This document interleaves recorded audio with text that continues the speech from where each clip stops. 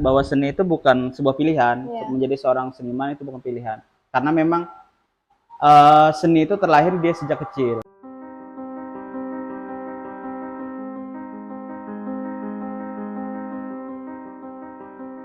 Perkenalkan, nama saya Badri, saya berasal dari Banjarmasin. Saya seorang perupa, kelahiran 1 Januari 1995. Saya mengajar di beberapa perguruan tinggi di Banjarmasin, dan latar belakang pendidikan saya S1 pendidikan seni pertunjukan, kemudian S2-nya penciptaan seni rupa. Oke. Kenapa nih Bapak bisa termotivasi menjadi seorang perupa? Untuk menjadi seorang perupa itu memang minat dari kecil. Memang saya menyukai dunia seni rupa itu sejak saya mengenal atau saya mencoba menggambar. Jadi ketika mungkin saya itu diberi kesempatan untuk berhitung ataupun belajar matematika, yang pertama kali saya coba itu adalah keasikan dalam dunia gambar seperti itu. Jadi dari kecil memang suka menggambar. Oke. Dari kecilnya, dari sejak kapan itu Pak? Sebelum masuk eh, sebelum masuk sekolah dasar. Jadi Oh, bagi saya memang kenapa ada beberapa pendapat bagi saya bahwa seni itu bukan sebuah pilihan. Untuk iya. menjadi seorang seniman itu bukan pilihan. Karena memang seni itu terlahir dia sejak kecil. Jadi, dan kenapa menjadi seorang perupa itu bukan tentang pilihan, tapi tentang itu adalah satu jalan di mana kita bisa melanjutkan atau mengembangkan harapan yang kita Oh, sukai seperti itu. iya. Oh, mantap nih Pak. Nah, Hmm. saya tertarik nih dengan yang sudah dibahas tadi Hmm. sebelumnya. Kenapa Bapak bisa mempunyai niat sebagai seorang perupa itu sejauh ini? Apa Hmm. yang memotivasi Bapak hingga bisa Yang melangkah sejauh ini? dulunya saya kira menjadi seorang perupa atau pelukis atau seorang seniman itu dulunya saya kira itu hanya sebatas dunia bikin karya seni rupa Iya. mungkin atau bikin lukisan mungkin, pemahaman saya seperti itu. Tapi ternyata dalam dunia seni semua itu eh, cukup kompleks. Jadi kita dalam dunia seni itu mencoba memahami segalanya. Kita bisa mencoba memahami eh, bagaimana misalkan kita sebagai seorang manusia mungkin misalkan seperti itu, atau kita bisa memahami budaya atau kita bisa memahami sejarah. Nah, dalam konteks itu ketika saya mendalami lagi tentang apa sih seni itu, semakin dalam semakin panjang perjalanannya semakin suka seperti itu. Jadi kalau ditanya kenapa berminat untuk terus di jalan seni rupa, karena memang ketertarikan itu semakin dalam, semakin berkembang seperti itu.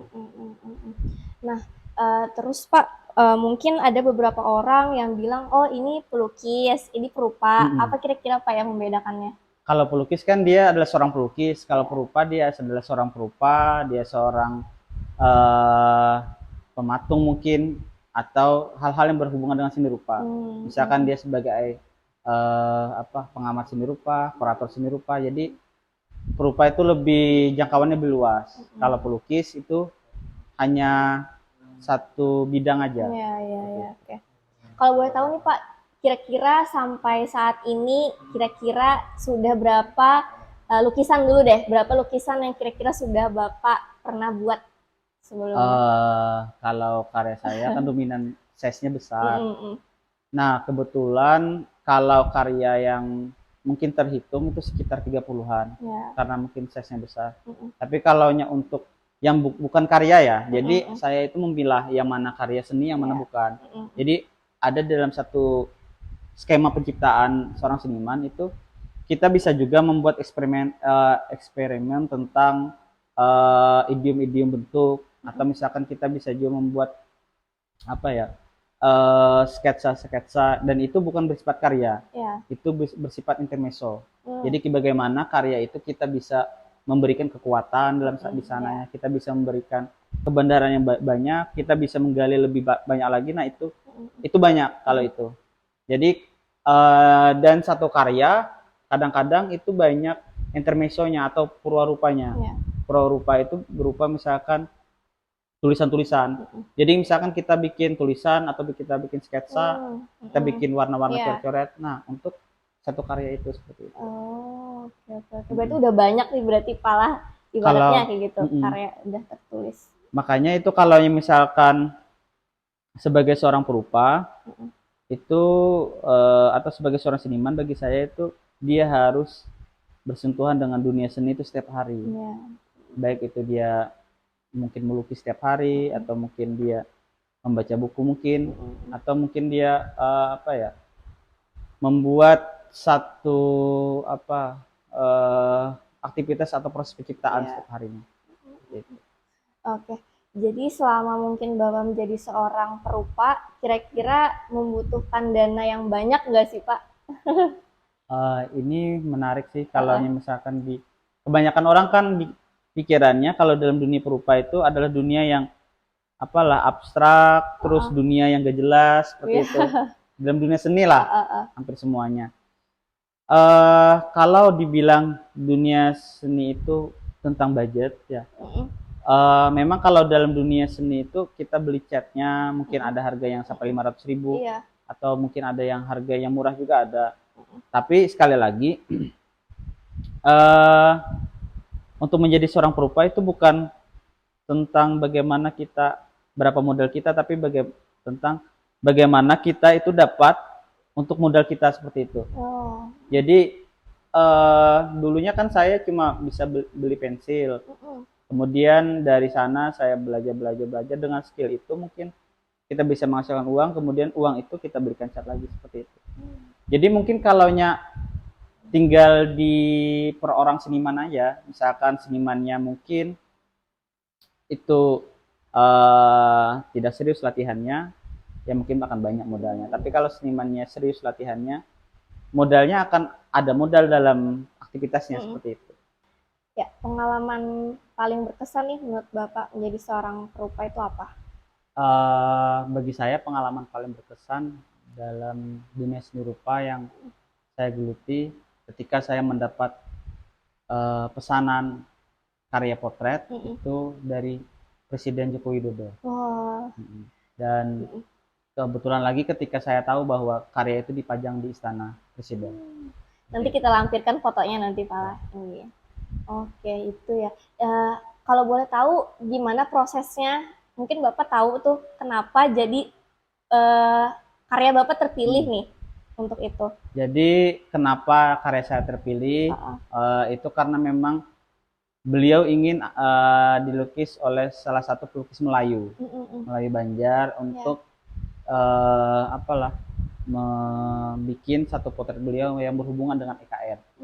IKN ya. IKN, Ibu Kota Nusantara. Iya.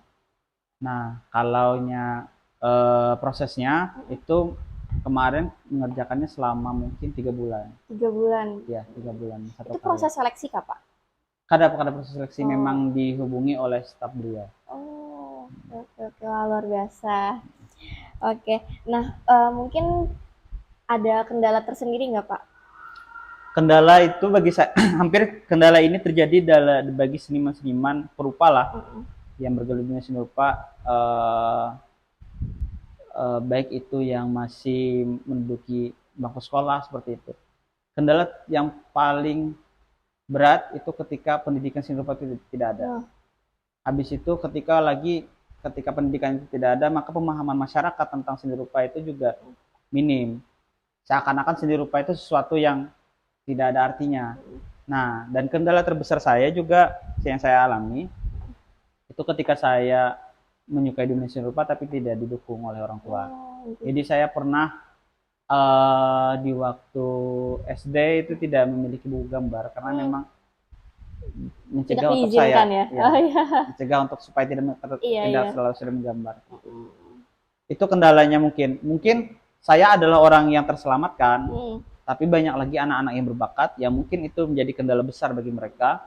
Mereka tidak bisa sekolah di pendidikan seni rupa, mereka tidak bisa menyalurkan karena tidak ada dukungan, sehingga mereka terbunuh bakatnya seperti itu. Mungkin bisa sharing nih kita, Pak. Mungkin anak-anak di luar sana Mm-mm. memang ada beberapa juga yang memiliki pengalaman yang sama nih Mm. kayak Bapak.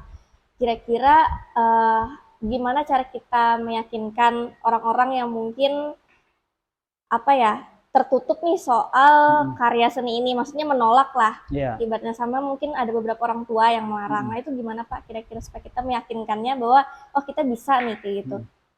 Sebenarnya kalaunya bagaimana meyakinkannya itu mungkin saya tidak punya jawaban yang konkret. Tapi memang kita tidak bisa pungkiri bahwa kita itu memahami dunia seni itu dunia kreativitas, dunia hiburan, dunia hiasan seperti itu. Hingga kita menaruh karya seni itu hanya sebatas di dinding rumah seperti itu. Tapi misalkan kalau misalkan kita memposisikan seni sebagai satu apalah hal yang penting, misalkan kalau kita ngeh aja, apa benar seni itu tidak apa ya lah, tidak bisa bersaing seperti itu. Kita ambil contoh, anggap Korea Selatan Iya. yang sekarang sangat maju dengan industri seninya. Kita ambil contoh lagi misalkan Amerika dengan filmnya seperti itu. Itu salah satu bukti bahwa seni bisa jadi ujung tombak dalam kehidupan negara. Nah, apalagi dalam kehidupan seniman. Jadi misalkan kayak saya juga dulunya mencari jawaban itu, dan jawaban itu saya temukan ketika saya apalah berteman dengan orang-orang yang orang-orang eksak, misalnya kayak teman biologi atau teman yang ambil jurusan fisika. Nah, ini cuma pendapat saya. Jadi bagi saya dunia seni malahan lebih konkret dalam mencari uang, karena saya bisa ngambil job untuk melukis keluarga seperti itu, atau membuat potret orang seperti itu. Oke, nah mungkin perjalanan Bapak, proses Bapak dari awal hingga sekarang nih Pak, dengan beberapa pameran nih yang sudah digelar sebelumnya, itu kan pasti kita memerlukan konsisten diri nih. Ya. Dari awal hingga sampai sekarang, gimana Pak kira-kira menurut Bapak cara kita mempertahankan konsistensi diri yang ibaratnya mungkin nanti niat, nanti nggak semangat kayak gitu. Gimana kira-kira supaya kita tetap semangat terus nih dalam berkarya itu? Kalau menurut saya, bukan kita mempertahankan, tapi kita mempertanyakan dulu apa yang kita suka. Tapi kalau misalkan kita sudah belum ketemu nih apa yang kita suka, mungkin ya kita akan turun naik, misalkan kadang semangat, kadang tidak. Tapi kalau kita sudah menemukan passion, di mana kita benar-benar menyukai dunia itu pasti akan akan kuat bertahannya dalam segi prosesnya atau apa. Jadi yang perlu dicari itu apa yang kita suka, yang benar-benar kita suka seperti itu. Oke Pak. Ya mungkin dari perjalanan Bapak sebagai seorang perupa nih ya Pak ya. Kira-kira pernah nggak Bapak mengikuti sebuah pameran, mungkin bisa diceritakan? Dulunya kan saya itu tumbuh di lingkungan pedalaman seperti itu, jadi kurang lambat lah dalam informasi. Jadi habis itu ketika saya kuliah, mungkin saya belum terbuka juga untuk melihat beberapa event. Nah, ternyata pas waktu saya mencari tahu dan saya mencoba mengikuti beberapa seleksi, saya pernah ikut pameran besar seni rupa Nusantara itu 2 kali berturut. Habis itu saya pernah pameran juga dengan Galeri Nasional dan Museum Basuki Abdullah. Saya juga pernah pameran untuk Persatuan Perupa Kalimantan, juga pernah pameran dengan Persatuan Perupa Timur seperti itu. Dalam perjalanan itu mungkin bagi saya dulunya itu hanya sebatas kayak angan aja, karena memang saya itu bukan berasal dari pendidikan seni rupa. Saya itu juga tidak punya guru seni rupa seperti itu. Jadi bagaimana satu karya, bagaimana membuat karya itu mungkin itu hanya pembelajaran otodidak. Seperti itu. Oke. Mungkin nanti bisa dilampirkan juga Pak lah untuk Mm-mm. foto-foto yang pernah Bapak ikuti pameran-pameran Mm. nasional itu. Nah, terus kira-kira pameran apa yang paling berkesan? Mungkin kalau misalnya ada fotonya bisa kita lampirkan juga. Itu pameran paling berkesan bagi saya, pameran saya pertama kali mengikuti pameran eh, PBSR, pertama kali mengikuti Oh, PBSR itu yang paling berkesan. di mana itu Karena Pak lokasinya? itu lokasinya di Ambon. Wah, Itu berkesan karena memang waktu itu kami membuat satu, itu dibikin oleh eh, Papus, Ketua Galeri Nasional, itu membuat satu satu sistem atau satu komunitas lah seluruh Indonesia. ya. Nama komunitasnya Asosiasi Perupa Republik Indonesia. Dan kebetulan saya dipilih sebagai eh, koordinator Asosiasi Perupa Republik Indonesia di Kalsel. Nah itu yang paling berkesan. Nah, kita kan sekarang nih udah ada di galeri Bapak nih ya, Pak ya. Mm-mm. Apa kira-kira nih Pak nama nama pamerannya apa, Pak? Nah, terakhir-terakhir ini karena Iya. memang saya itu dari daerah, jadi Heeh. berbeda dengan atmosfernya dengan di luar. Mm-mm. Kalau di daerah itu skema seni rupa atau kegiatan seni rupa itu memang sedikit. Mm-mm. Jadi saya merasa itu adalah satu satu permasalahan yang kenapa itu menjadi seni rupa itu lambat bertumbuh. Nah, dengan permasalahan itu saya mencoba untuk eh, membuat beberapa kegiatan. Salah Iya. satunya kegiatan yang masih terselenggara ini, Mm-mm. yang saya beri judul Tank. Nah, biasanya kalau di sini kalau eh, substansi pameran itu pasti berbau dengan kalimat-kalimat daerah, tapi Iya. saya mencoba untuk bagaimana kalimat itu apalah dekat dengan Mm-mm. Genjet atau Genjet itu jadi bertanya-tanya. Iya. Kalau Tank sendiri itu eh, dari pilihan saya dari dua seniman. Kalau substansinya ke seniman itu dari identitas yang sama, yang sama-sama kelahiran Kalteng. Saya kelahiran dari Bontok, yang Umar Sidik kelahiran dari Sampit. Kemudian kalau substansi seninya, bahwa seni itu sama yang seperti saya jelaskan di awal. Seni itu panggilan, bukan pilihan. Seni itu panggilan, dia menyukai dunia seni itu bukan karena dia memang memilih untuk menyukai, tapi memang kesukaan itu muncul secara organik di waktu dia kecil seperti itu. Baru itu menjadi satu apalah renungan atau menjadi satu proses yang itu mungkin akan terkeluar dalam ekspresi kekaryaannya. Itu untuk substansi seninya. Kalau untuk substansi konsepnya, kenapa tank? Tank itu Iya. adalah panggilan. Jadi saya mencoba untuk menyuarakan tentang suara seni rupa hari ini Hmm. di Banua. Jadi saya kira seni rupa hari ini sudah berbeda. Jadi bagaimana kita menangkap perbedaan atau perkembangan seni rupa hari ini dengan nuansa panggilan itu. Jadi tank itu panggilan untuk semuanya. Panggilan untuk perupa, panggilan untuk apresiator, panggilan untuk uh, atmosfer itu sendiri juga. Mm-mm. Yang saya tunggu nantinya. Iya. Apa yang paling Bapak tonjolkan nih Pak dalam pameran kali ini? Yang paling saya tonjolkan dalam pameran ini, saya mencoba karena memang kita itu melihat dari skema lah.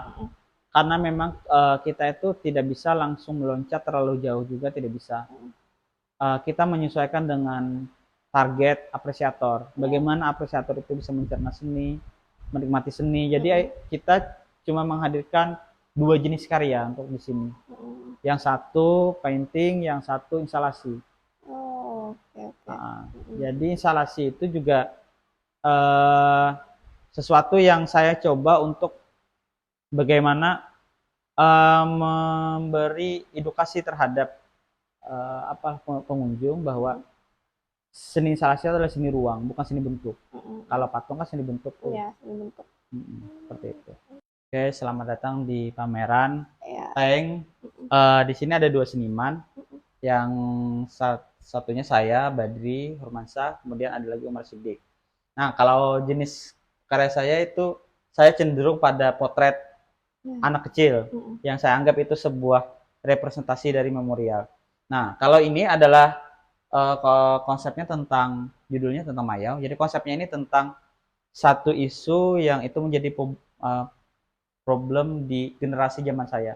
Jadi bagaimana di generasi itu menghadapi teror atau ancaman atau eh apa kehadiran dari kisah-kisah, dari apalah eh kabar seperti itu bahwa Mayau itu bisa membunuh anak kecil seperti itu. Iya, Jadi simbol anak kecilnya saya simbolkan lewat warna. Kemudian Mayau itu saya simbolkan dia seorang yang selalu mengintai.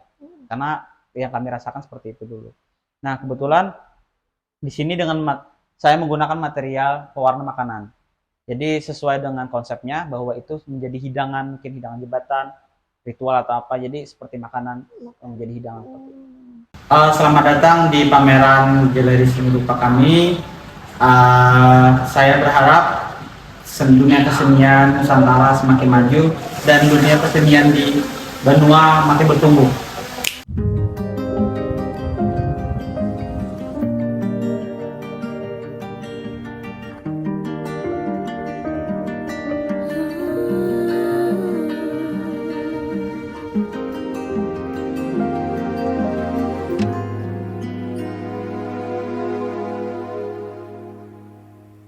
Kala mata telah menghunuskan arti pulang jadi hal yang berarti, dan ku harus melepasmu.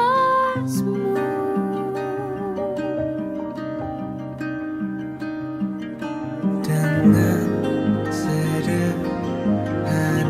di tengah gempitannya perayaan mati rasa.